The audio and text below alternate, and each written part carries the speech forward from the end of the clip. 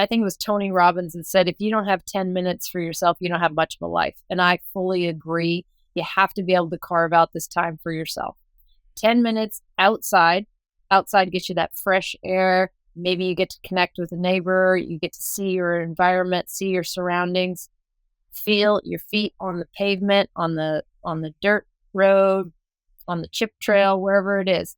10 minutes outside every day. Small habits, big changes. Let's dive in. Hey. I'm excited. I'm going to try this again. We did it with hydration. Now we're on to daily exercise.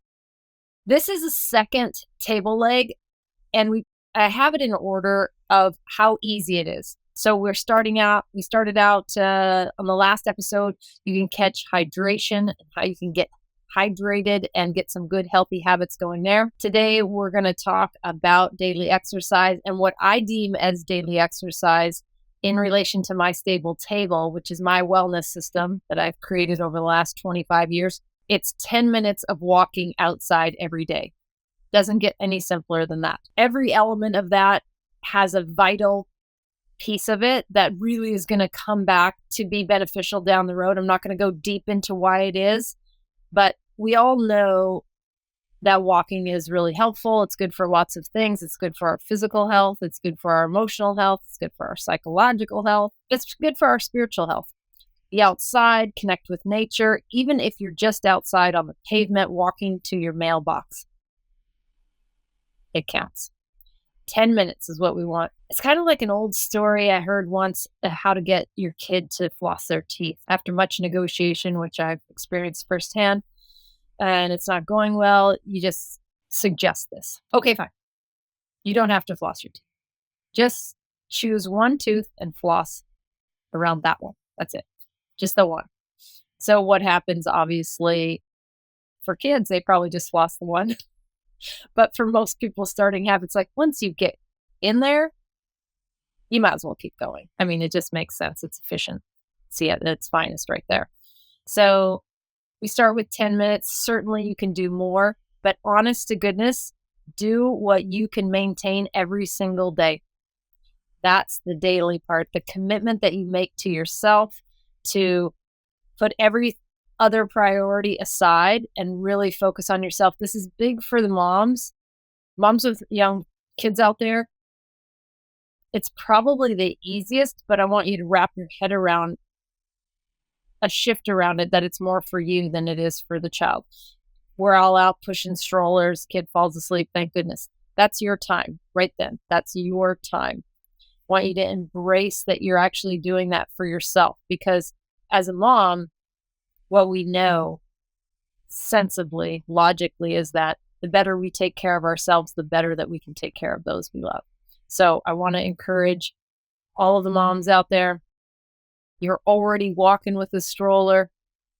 Shift your mind around it not being got to walk with a stroller and get them to sleep. But when you have an opportunity to really take a deep breath, maybe focus on your breath and count those 10 minutes, at least 10 of them, for yourself. For everybody else, 10 minutes, I think it was Tony Robbins that said, if you don't have 10 minutes for yourself, you don't have much of a life. And I fully agree. You have to be able to carve out this time for yourself. 10 minutes outside. Outside gets you that fresh air. Maybe you get to connect with a neighbor. You get to see your environment, see your surroundings, feel your feet on the pavement, on the dirt road, on the chip trail, wherever it is. 10 minutes outside every day. The commitment that you make for yourself for these 10 minutes, and you keep it going, we'll come back. Like I said, in future episodes, we'll talk about how that self-commitment is the key to unlocking a lot of closed doors for a lot of people right now. So for me, I started my stable table developing it about 25 years ago. So for me, I didn't have 10 minutes built in there. I just had daily exercise. I was very loose in how that looked. I played sports every single day. When I was 38, I played this is ridiculous when I look back and it literally played these at the same time, simultaneously. I played softball. I played flag football. I played dodgeball. I played basketball. I golfed. I played tennis. And when a friend came to me and asked me to join yet another team, I did. I dragon boated for that summer. This was 2010, I believe. Might have been 2011. But for a couple of years there, I was playing sports almost every single night of the week. And for football, multiple times a week. So there was some double up there. Oh, and I was training. I'd hired a trainer so I would be better at football. So I was training as well, 3 times a week to start. That went down to 2. And for the last 10 of 13 years, it's been once a week. So I've never really defined what I needed to do in a time frame because I've always been so active. However, when I was raising a little one and pushing the stroller was about the most meditative thing that I did during that time frame, I developed this 10 minutes that quickly led to like 2 hours of listening to podcasts and taking my phone out in the late hours of the evening after he had gone to bed, 9, 10, 11 o'clock at night. I'm out walking the neighborhood. And really, that's when it started. I did I think it was 221 days in a row. Now, I love that record, and I hope that one day I blow it out of the water. But what it taught me was that I have at least 10 minutes. It was like hours for me, honestly. It was anywhere from 45 minutes to 2.5 hours. I'd be out, depending on what podcast I was taking in, and books on tape is what I was listening to, right? Audible. It was that commitment that I made to myself every day that really changed the habits that I had. That's been 9 years ago, 10 years ago, almost a decade ago, and things have changed. And there are plenty of days where I don't get that 10 minutes outside, focused on myself, like walking. But for the majority of the last 10 years I've been outside like 12 hours a day. So I definitely am getting the benefits, but it looks a little different for me. And I share that because it will look a little different for you as well. The beauty of my stable table is that it's my stable table. And when you adopt it and you tweak it and you change it to fit your life, it will be your stable table. Not my intention that you would take everything that I do and follow it like the holy gospel. Though if you did for just a couple weeks, you would find what works and what doesn't work for you, and you'd be able to tweak it, and then it would morph into being your stable table. And that is my hope. My hope is that if you're struggling in any one of these areas or any area, that these 4 main pillars of wellness, getting those under control and under management, if you will make all the difference. The success of your business, your life, your relationships. They're just the stepping stone to doing and having whatever you want to do in life. Because really, truly, we have one body. That's where we get to live this entire run. And me personally, I'm going to 150. So I'm not fucking around. I need to make sure that I'm feeling good, and I'm a third of the way there. So I want to make sure I'm feeling good, that my body does what it's supposed to do when I ask it to. I knock on wood. I've been really fortunate.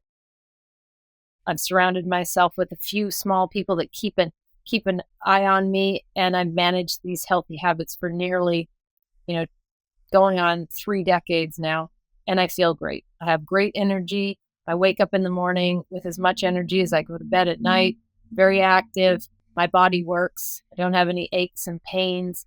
I do a lot of other things to maintain that. However, getting that daily bit of movement and exercise for me has been essential. When shit hits the fan and life turns upside down, a lot of non-ritualistic activities can really go out the window. During traumatic experiences and hardship, Sometimes it's hard to even shower or get up out of bed or make a phone call that you need to, or certainly make a sandwich or prepare food for yourself. If you don't sleep as well, you don't hydrate as well, you stop moving like you used to. My stable table is like a close confidant, close friend who, when you fall down, and when I've fallen down, it's there for me, right? It's something that I've built a relationship with. And even though it's just a part of me, it almost has its own sense of self. It's like an entity that I come back to, a sweetness, a home, a place of comfort where I've developed these healthy habits into a system that supports me. And it's a way of me supporting myself. And now with sharing with all of you, it's a way to support you all. A quick reminder that we do have a texting community that I'd love if you have any questions about exercise or hydration, for that matter, nutritious meals or quality sleep. Feel free to send them in. I respond to you personally. It is free. If I didn't mention that, the texting community, you just text the word yes, and the number is 206-483-2960. Again, text the word yes to 206-483-2960. You can share any hacks that you're using currently that you really like, or healthy habits that you've developed over the years. I love to implement, new things. Part of having a stable table is being able to take out and tweak things that may not be working and add things in that I want to try. When you have at least 3 of the table legs pretty stable, you can experiment and loosen up a little with some of the other habits that you employ. So I welcome any stories that you have, any things that are working for you. And certainly if you've tried things that don't work, but you really feel like you just may not have them right, shoot me a message. I'm happy to tweak them and walk through it with you as time allows. Certainly, sometimes I get a lot at once and I go through them. So just be patient. I will respond to each and every one of you. That said, I'm stoked about exercise.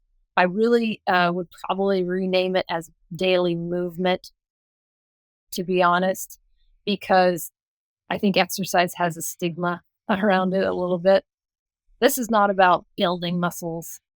This isn't about breaking a sweat. This isn't about breaking in your new tennis shoes or, having to buy some more Lululemon clothes to wear out and about. This is simple. You can do it in your pajamas. 10 minutes outside. Get yourself up the block and back. That's all you need. Clear your mind. Take in some fresh air. Count your paces or count your breathing. There's so many different things that you can add to your peace of mind through these 10 minutes each and every day. As thoughtful as you can be, but certainly if you need to start with multitasking by pushing a stroller or listening to a podcast, do it. Do it. It's 10 minutes outside for you every single day. I so look forward to your comments. If you got any gold at all, anything useful out of this entire episode, please share it with a friend who you think may also find value in it. Comment below if you have that option, rate and review, but send me a text. I would love to hear what you liked, what you didn't like, what you've applied, what's worked, what hasn't. And as always, go out there, kick ass. Stay hydrated. If you missed our hydration episode, go back and take a listen to that, because exercise builds off of hydration. They feed off one another, and they definitely compound your benefits. So do that. Check us out. On the next episode, we're coming in with nutrition, and then we're going to hit quality sleep, and then we have some special guests for you. We'll learn a little bit more about how they maintain their stable table. Until next time, stay awesome.